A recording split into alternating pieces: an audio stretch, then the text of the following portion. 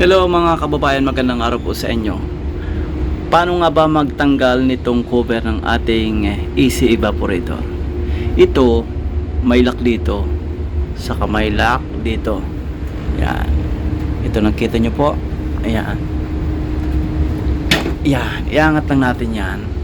So pag dalawa na yan, ganyan na. Kung dalawang kamay ang gagamitin natin, balance yan.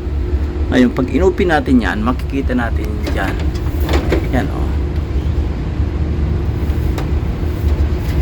I-open natin ang gusto. Yan, para hindi siya babagsak. Dito ka na maglilinis ng filter, iangat mo lang ito. Pati ito, iangat mo. Ang cover natin, hindi pa na ibabalik.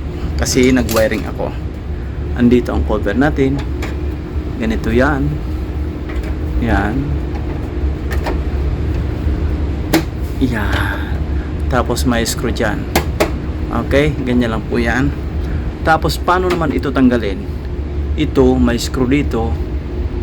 Tapos dito sa kabila may screw. Tapos may screw pa yan dito.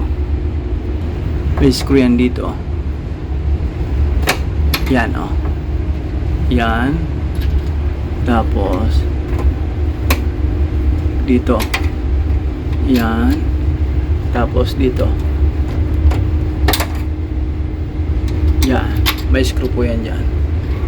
Ngayon, pag natanggal na lahat ng screw, siyempre i-disconnect natin yan. Kasi kasama itong wire dito sa sensor natin. Kasama yan. Ito, susungkitin mo ito para wag ito mabasag. May clip po yan. Clip lang yan. Sungkitin ito. Sungkitin ito.